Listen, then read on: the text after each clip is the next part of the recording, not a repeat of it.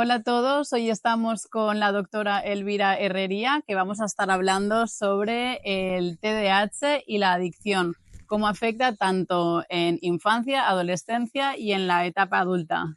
¿Qué tal, Elvira? ¿Cómo estás? Muy bien, muchas gracias por Gracias a ti. invitarme. Estamos muy contentos de que puedas participar en esta ronda de entrevistas que estamos haciendo, así que vamos a empezar. Muy bien. ¿Qué es realmente el TDAH y cómo se nota en el día a día una persona que tiene este trastorno? Bueno, esta es una pregunta muy amplia, muy genérica y difícil de concretar en una sola respuesta. Pero, a ver, básicamente el TDAH, como originalmente está concebido, era más como un retraso madurativo que como una enfermedad per se, ¿no? Era como un déficit, se postula como un déficit de noradrenalina, fundamentalmente, que es más grave y más prevalente en la infancia y en la adolescencia porque es un retraso madurativo y normalmente la gente va mejorando conforme pasan los años y, y bueno, que interfiere principalmente en la capacidad de concentración, de atención, de estarse quieto y de control de los impulsos. ¿El TDAH solo afecta a los niños o también a los adultos, como comentabas? Bueno, el TDAH afecta a los adultos, lo que pasa que en una menor proporción, porque normalmente, como te he comentado, hay un problema de maduración cerebral por el cual no se segrega la suficiente noradrenalina y esto va mejorando a lo largo de la vida, pero sí que hay muchos adultos afectados por el TDAH también o que nunca llegan como a esos niveles mínimos o que arrastran desde la infancia una problemática asociada con esto y hace que también hayan tenido dificultades a lo largo de la vida y que esas dificultades hayan retroalimentado estos comportamientos, déficits, impulsos y que eso haga que el trastorno se cronifique. ¿Qué diferencia hay, por ejemplo, ¿no? En niños, cómo les afecta a los niños adolescentes y en la etapa adulta? Porque claro, al final las responsabilidades y algo que también puede fallar en los niños o adolescentes es esa responsabilidad, ¿no? Bueno, en los niños y adolescentes normalmente en los casos más llamativos lo que hay es una inquietud psicomotriz muy grande, hay mucha incapacidad para atender a las instrucciones, para obedecer órdenes, la función ejecutiva también a veces se ve alterada. Esto hace que tengan una baja autoestima, que sean castigados, que tengan la idea de que son más tontos, de que les vaya peor en el colegio. Si esto se prolonga y no se interviene, puede hacer que también tengan, bueno, pues que no lleguen quizás a donde podrían llegar a nivel vital o que inicien consumo de tóxicos o que tengan otras conductas impulsivas que puedan hacer que se metan en peleas, en problemas, incluso en acciones delictivas, ¿no? De hecho, las cárceles están llenas de TDAHs que no fueron en su día tratados y diagnosticados, ¿no? Las conductas impulsivas son muy peligrosas a la hora de los accidentes y a la hora de meterse en problemas. En un niño adolescente normalmente es más prevalente la parte conductual y en los adultos sí que que ya nos tranquilizamos un poco a nivel psicomotriz, lo que se suele mantener es este componente de inatención, que lo que hace es que no prestes atención a las cosas, con lo cual te olvides de recados, te olvides de cosas que tienes que hacer, en el trabajo tengas fallos, olvidos, despistes, también puedes tener accidentes, también te puedes dejar un pollo en el horno y quemar la casa, ¿no? Claro. Pero es más frecuente este componente de inatención que el de hiperactividad. Sí que la impulsividad se puede mantener, pero es verdad que un adulto normalmente es más capaz de frenar los impulsos que un niño adolescente, ¿no? Es verdad que en los adultos, bueno, pues la impulsividad también puede traer problemas, pero conforme más vas avanzando en la vida, normalmente vas teniendo también más freno, ¿no? Cortical, y vas teniendo más capacidad de controlar los impulsos, no solo por esta noradrenalina, sino por otros mecanismos de aprendizaje. Vale. Y la toma de decisiones también, ¿no? Puede afectar mucho, sobre todo en tema de adolescencia. Sí, la toma de decisiones es un problema clave porque se toman decisiones de forma precipitada, se toman decisiones basadas en el miedo al fracaso que se genera de que han tenido experiencias previas de fracaso, con lo cual ya van a tener otro tipo de ambiciones porque ya van a haber visto que esto no se les da, que esto no se les da, que ellos no son capaces, entonces ya van a buscar cosas más sencillas o cosas más fáciles o de menos exigencia, lo que también un poco les devuelve esa imagen de incapacidad y de quedarse un poco por detrás de los demás, cuando normalmente no hay un correlato real normalmente con los niveles de inteligencia o de capacidad, ¿no? Simplemente es pues eso, la inquietud, la capacidad de prestar atención, que hace que también la retentiva sea menor, bueno, pues hace que tengan mayores índices de fracaso escolar y de, bueno.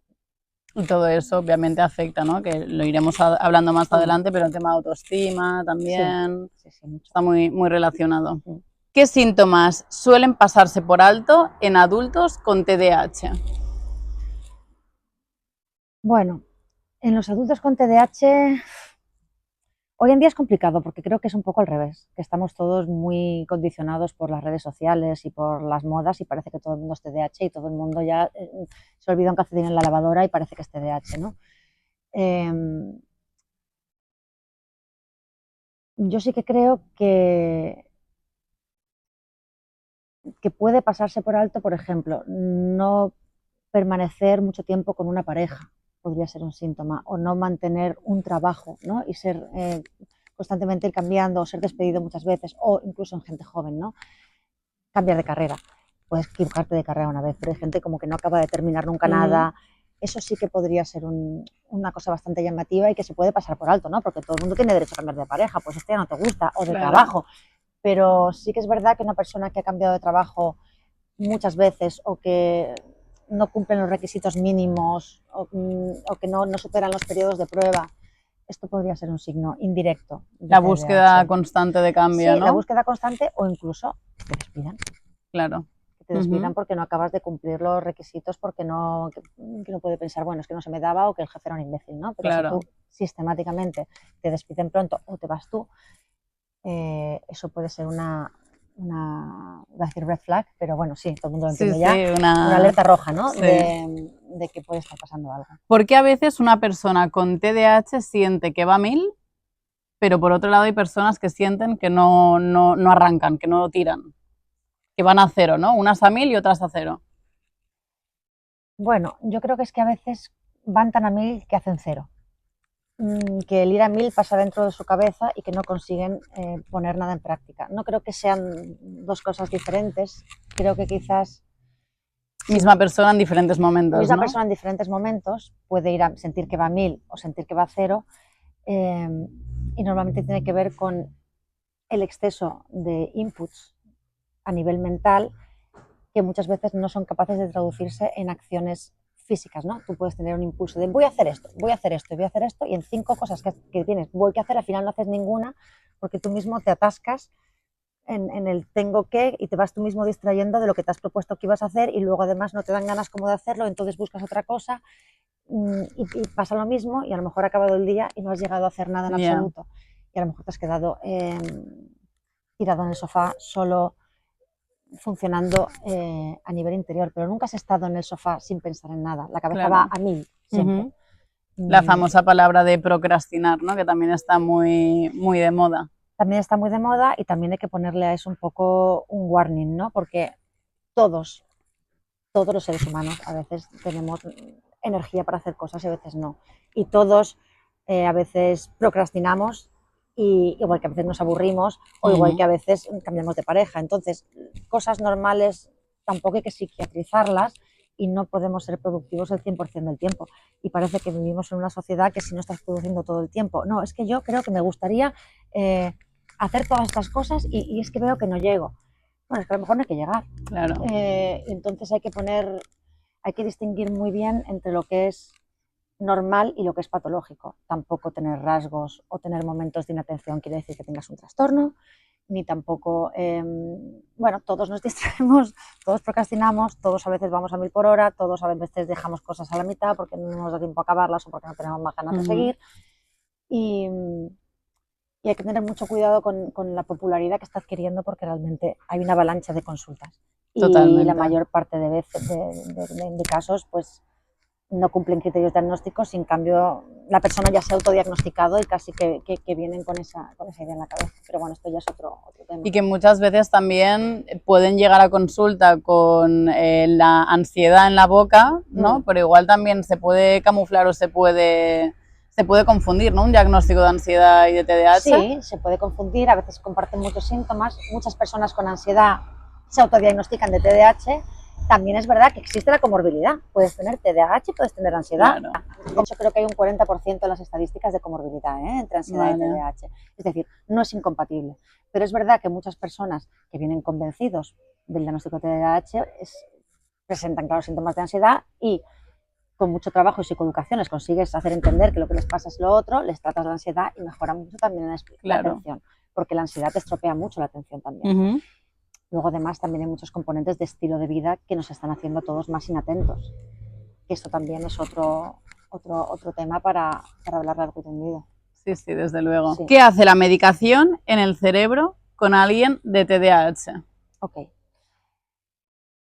Cuando una persona está correctamente diagnosticada de TDAH y la fisiopatología detrás de eso es que tú tienes un déficit de noradrenalina, lo que hace la medicación es aumentar la noradrenalina en el cerebro.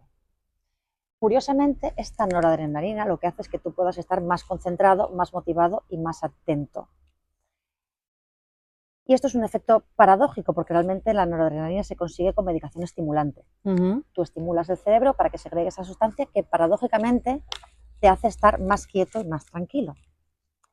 Si está bien diagnosticado, la medicación lo que hace es aumentar la noradrenalina y el efecto que produce es que las personas se notan con mayor capacidad de estarse quietos físicamente, con mejor control de los impulsos, con mayor capacidad de atención, de motivación y consecuentemente pues de retentiva y de menos impulsividad y todo lo que hemos comentado con anterioridad. Estas medicaciones en personas que no tienen TDAH pueden mejorar también la atención y la concentración. De hecho, toda la vida se ha abusado de estas medicaciones en contexto de cargas, estudios, exámenes, etcétera. De hecho, uno de los peligros de la medicación del TDAH es que muchas veces los niños adolescentes lo comparten con sus amigos o les piden, o incluso muchos me llegan diciendo, no, es que mi amigo que tiene TDAH me dejó probar una pastilla y es que me concentré súper bien. Bueno, claro, yo también me concentraría súper bien, cualquiera nos concentraríamos súper bien, evidentemente. Sí que es verdad que personas con no TDAH puede generarte más efectos secundarios de ansiedad, de insomnio o incluso de inquietud o de hiperactivación, mientras que en un TDAH a veces incluso les da hasta sueño. Sí. Que es lo que se llama el efecto paradójico. A una persona que no tenga este problema, tú le das una de estas pastillas y normalmente se queda sobreactivada. En una persona con TDAH lo que pasa es que les deja regulados. Exacto. No es infraactivados, sino les deja regulados como debería estar una persona que no tenga ese déficit del neurotransmisor. Y sí que hay medicamentos que pueden afectar, ¿no? En la adolescencia. Si se receta un medicamento del TDAH, como el tema de la Concerta, que se ha hablado en muchas ocasiones, por ejemplo, en el centro de desintoxicación, aquí en la clínica de Formontau, realmente podemos ver también a muchos pacientes que igual en la adolescencia se les ha recetado este tipo de medicación y que eso igual no es exactamente la causa de la adicción, pero puede afectar realmente. No creo que el tratamiento te haga tener más riesgo de conductas adictivas. Creo que es el TDAH per se que te hace tener más riesgo de conductas adictivas. No es el medicamento, sino las conductas. Sino el propio TDAH. Lo que sí que es verdad es que muchas veces en personas que ya tienen adicciones, que esto es un poco diferente a lo que me estás preguntando, pero creo que es importante puntualizarlo, a veces está desaconsejado el tratamiento con estimulantes porque son fármacos que pueden provocar adicción. Vale. Entonces tenemos que buscar otro tipo de medicaciones que son estimulantes indirectos para tratar el TDAH en personas que ya tienen adicciones. Hay veces que sí que se utilizan los estimulantes porque se ve clara la indicación y porque quizás sí que está recomendado, pero hay que tener mucho ojo con personas con adicciones en utilizar medicación estimulante. Cuando alguien ha utilizado medicación estimulante durante muchos años, también hay un riesgo de crear una adicción a esa medicación estimulante. Y de hecho, también hay casos que la indicación pudo ser correcta o incorrecta, pero de gente que luego son los mínimos, ¿eh? No quiero crear aquí alarmismo, pero sí que me he encontrado con casos de personas adictas a los estimulantes. Que les hemos tenido luego que ayudar a desintoxicarse de los estimulantes y que lo han pasado fatal. Son sustancias con un potencial adictivo no muy alto, pero no desdeñable ese riesgo, desde luego. Ujú. y por eso hay que valorar mucho la indicación y no hay que minimizar los riesgos y no hay que no hay que infradiagnosticar, pero tampoco hay que sobrediagnosticar. Es muy complicado este equilibrio Ya. porque los beneficios son muy claros de tomar la medicación, pero también hay unos riesgos. ¿Y qué comorbilidad, qué relación hay en adicción y TDAH? Pues mira, creo que es un 60%. Es alta, es muy alta, es muy alta. Pero es verdad que el TDAH tratado tiene menos riesgo de adicción que el TDAH sin tratar. Es decir, que la medicación no hace que tengas más adicción. Claro. Lo que pasa es que son tan impulsivos que tienden a la búsqueda de sensaciones, les cuesta decir que no, han dicho que sí antes de pensarlo dos veces. O sea, es un tema de la impulsividad lo que te hace bueno, pues, buscar las sensaciones. Pueden ser adicciones tanto a drogas como comportamentales. Claro. También hay muchas conductas ludopáticas, también hay muchas Las compras, a la las compras, a la comida. comida, al sexo, bueno, a todo eso. Y es muy importante en este sentido la psicoeducación. También hay que recordar, creo que es clave y creo que últimamente yo me encuentro que se pasa mucho por alto, o al menos me lo encuentro en el menor porcentaje de pacientes que yo visito, el tratamiento de primera línea para el TDAH es la psicoeducación y el tratamiento cognitivo-conductual. Antes que la medicación hay que intentar tratamiento cognitivo-conductual con psicología, arreglado, regulado, y trabajar con la agenda, y trabajar con pautas, y trabajar con conducta. Uh-huh. Y me encuentro muchas veces que se quieren saltar ese paso. Bueno, pues todos buscamos, ¿no?, una solución rápida a las cosas, pero el tratamiento de primera línea es cognitivo-conductual. Y cuando está indicada la medicación de primera línea es porque la cosa es flagrante, es porque realmente el niño se pasa todo el día en una esquina porque no le invitan a ningún cumpleaños y se pasa las tardes llorando en su casa con baja autoestima. En la mayoría de los casos no es tan espectacular las dificultades y se puede trabajar en una primera instancia con un abordaje psicológico, psicopedagógico y con distintos tipos de apoyo. No sé, yo al menos me encuentro, pues eso, que a veces se busca rápidamente la salida de la medicación y que el Exacto, sí, tratamiento sí. cognitivo-conductual tiene muchos beneficios y muchos éxitos también. Claro, sí, sí, totalmente. Que al final es importante no únicamente agarrarnos a la medicación, ¿no? Que muchas veces una persona que tiene TDAH va directamente a visitar al psiquiatra a ver qué medicación me da, pero que hay una parte también psicoterapéutica, Sí. ese trabajo cognitivo-conductual que es importante. Y ponerle voluntad. Es decir, que también hay que hacer pautas, cambios en el estilo de vida, que yo me harto de decirle a los niños y a los padres que el niño tiene que hacer deporte. Claro. Y que tiene que dejar la pantalla a un lado. Y que, claro, si estamos con el niño en el sofá, con las pantallas, con tal, es que no, es imposible, ¿no? Entonces, bueno, pues unas rutinas deportivas firmes, unas pautas en casa, unos límites claros. Bueno, hay muchas cosas que están fallando y no es culpa de los padres ni de los colegios, sino es una cosa multifactorial que tiene que ver con la sociedad, con muchas cosas, pero que a veces un tratamiento, cuando uno quiere cambiar cosas, requiere un esfuerzo. Claro. Y bueno, y a veces se olvida esa primera parte. Yo entiendo que a todos nos cuesta hacer cambios en el estilo de vida, Exacto. cuesta a los padres poner límites, cuesta quitar las pantallas, cuesta ponerse a mirar la agenda con el niño, cuesta hacer otras cositas. Pero que hay que empujar también por ahí para que, bueno, pues para evitar también los riesgos de la medicación, los efectos secundarios, y que hay más cosas que se pueden hacer. Exacto.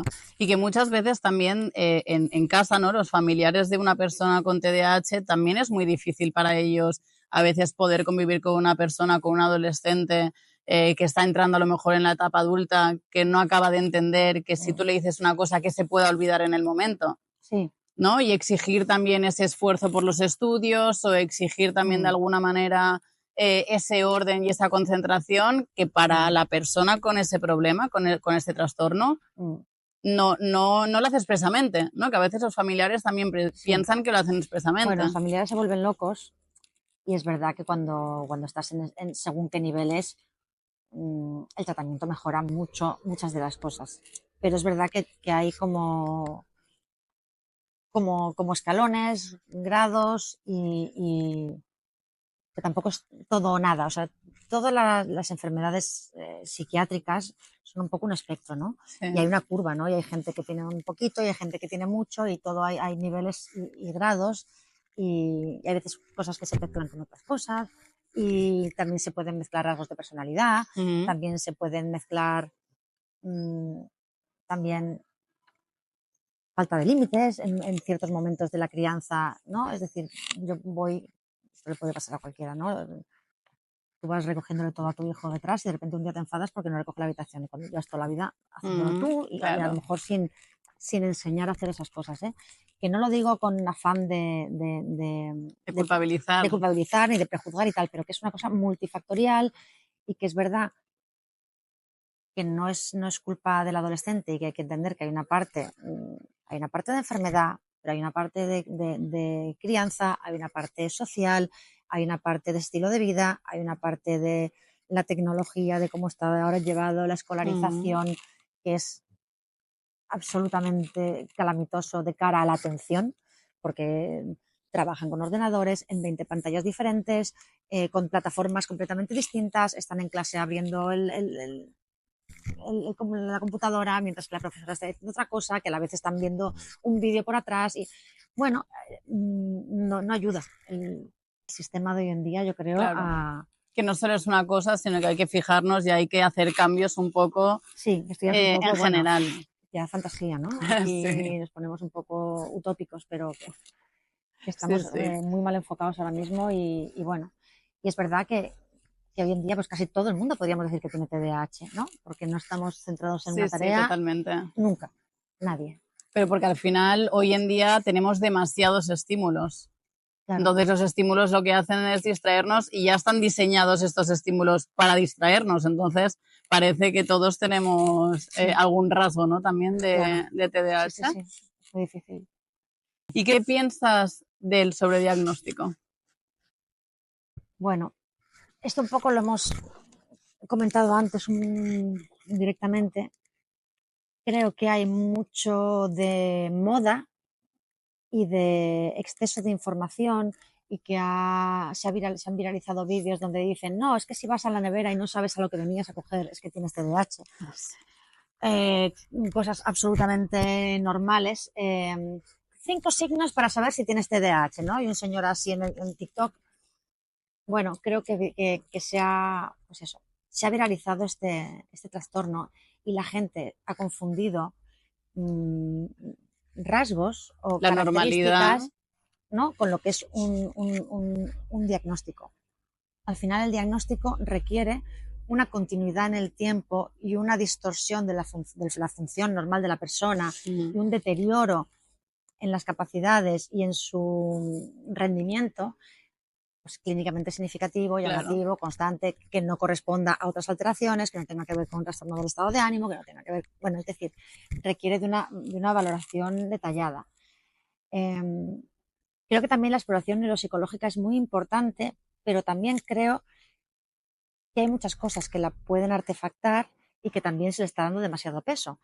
Tú, tener una batería neuropsicológica que te dé unos resultados tampoco quiere decir que si no hay el correlato clínico o si el médico no lo considera, tampoco es un diagnóstico per se, porque también un cuadro ansioso depresivo te puede artefactar una batería diagnóstica de TDAH, cuadro psicótico, un momento un mal momento de la vida, es decir, un simple trastorno adaptativo, te puede artefactar también esa batería. Entonces tiene que haber una sinergia entre la neuropsicología, la psiquiatría y la comunicación con las escuelas y con los padres para hacer un diagnóstico correcto. Y eso requiere, pues, bueno, pues que es mucha gente, que a ver, que normalmente,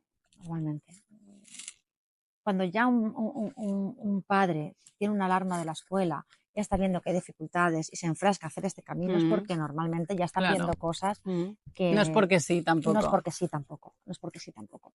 Me lo encuentro más el sobrediagnóstico desde mi punto de vista en los adultos, que sí que lo veo un poco más porque sí, que es como que te cuesta la vida, y a lo mejor porque tienes ansiedad o depresión o porque demasiados estímulos o porque estás pasando por un mal momento sí, sin más. y de repente es como que a los 40, de la nada, es que creo que tengo TDAH, pero bueno, has hecho tu carrera, has acabado tienes una profesión y dices, hombre, no me cuadra. No me cuadra, porque te puede haber costado, como a todos nos ha costado, pero no ha sido una cosa tan significativa como para causarte un fracaso escolar. Claro.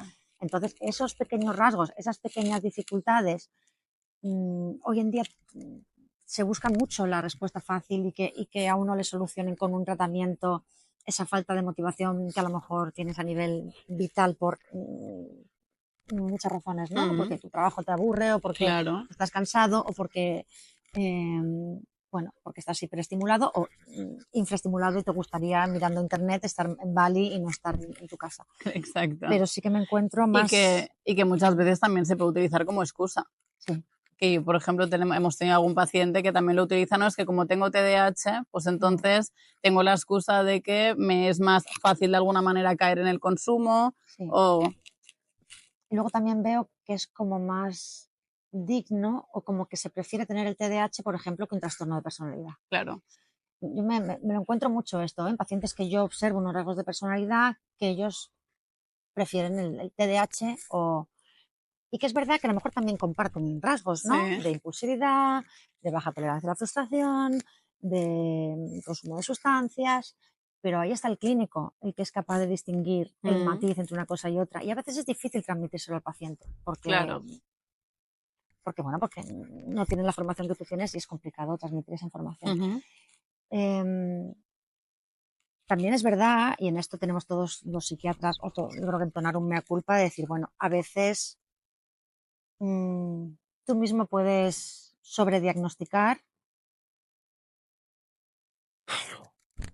porque digas, bueno, vale. Puede ser y también hay que curarse un poco en salud, ¿no? En este Sí, sentido. puede ser, o probamos esto, o a ver qué tal, ¿no? Y a lo mejor tampoco llegar al fondo de la cuestión, o no querer confrontar, o no querer posponer el diagnóstico más porque son gentes que a lo mejor ya han dado un periplo y no quieres otra vez hacerle 3 visitas más. Y bueno, y yo creo que a veces corremos al diagnóstico, ¿eh? Bueno, no puedo hablar por los demás, ¿no? Pero a mí alguna vez me he dado la sensación yo a mí misma de que Pero porque las circunstancias y la situación se sí, ha dado de esta porque manera. el paciente te demanda, tú también quieres dar respuesta y a lo mejor tú también te precipitas a conclusiones. Bueno, yo creo que es interesante tener estos debates para poder todos comprenderlo mejor y examinarnos y revisitar los protocolos y refrescar la memoria. A mí me gusta de vez en cuando Refrescar. refrescarlo, me lo leo, me lo vuelvo a leer, me miro los algoritmos terapéuticos, me leo los pasos, me lo miro, me lo vuelvo a mirar, porque, porque ya te digo, es fácil caer en, bueno, El sobrediagnóstico. sí, sí. Y ya vamos con las dos últimas preguntitas. Cuéntanos un poco la autoestima y el TDAH, que van muy, muy de la mano. ¿Qué piensas? Bueno, cuando sacas malas notas, siempre te castigan, no te invitan a los cumpleaños, no le caes bien a nadie porque eres invasivo, impulsivo, irritante, baja tolerancia a la frustración, no te aguantan ni tus padres. ¿Qué autoestima tienes? Yeah. Pues Y que muy no es que tú baja. seas así, sino que te comportas de esta Sí. manera por la O sea, dificultad que hay. los niños TDAH, bien TDAH, no un poquito, sino bien, sufren muchísimo. Sufren muchísimo, están muy solos, no tienen amigos prácticamente porque son muy difíciles de aguantar, nunca les invitan a casa de nadie porque los padres de los amigos no aguantan a ese niño en casa, porque no paran quietos, porque no obedecen, porque todas las malas ideas las tienen, porque si tienen que tirar eso lo van a tirar, porque piensan que son una mala influencia para sus hijos, los profesores no les aguantan, no los quieren en clase y sus propios padres tienen serias dificultades para lidiar con ellos porque no controlan la conducta, porque no son capaces de conseguir que cumplan órdenes Claro. sencillas. Entonces esos niños tienen la sensación de que nadie les entiende, de que nadie les quiere, de que no le gustan a nadie y la autoestima es terrible. De hecho, yo una de las razones o uno de los casos más claros donde yo apunto a la medicación es cuando veo al niño con mucho sufrimiento y con muy Yeah. baja autoestima. Y me lo encuentro, ¿eh? Sí, sí. Que no dan pie con bola y que lo están pasando fatal.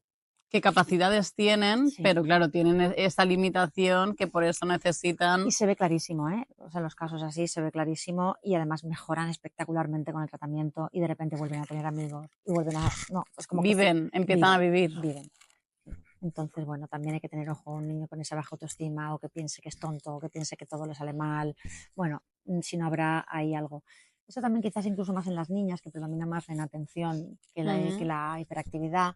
También estar pendientes de esa baja autoestima puede ser una pista, ¿no? De que pueden estar con un TDA en ciernes. Y por último, Elvira, ¿qué podrías decir o qué podrías aconsejar a las personas que puedan estar viendo este vídeo, a familiares, ya sea de adolescentes o incluso adultos, familiares de un niño y una pareja de un adulto con TDAH? A nivel de abordaje, a nivel de convivencia incluso. Bueno, las familias de niños, yo les recomendaría que sigan lo máximo que puedan los consejos de los psicólogos, de los terapeutas y de los psiquiatras para poder reconducir y facilitar que se pueda reorientar, se puedan reorientar las dificultades. Sobre todo mantener unos hábitos, ¿no? Mantener Una unos rutina, hábitos, un sí. horario. O sea, en el caso de los padres. Si eres pareja de un TDAH y se olvida de tu cumpleaños, que lo entiendas y lo comprendas. Luego, Empatía. empatía y paciencia. Luego es verdad también una cosa que tú has dicho, que tampoco es excusa de todo, que tampoco de repente te puede servir para cada vez No que me responsabilizo sí, porque tengo TDAH y claro. claro. Bueno, pero yo creo que en todo el cariño, la compasión y la paciencia, cualquier persona que tenga problemas de salud mental es la clave para Sí, los sí, familiares. totalmente. Muy bien, pues muchísimas gracias, Elvira. Ha sido un placer. De nada, espero que haya sido útil. Seguro que sí. Gracias. Venga, de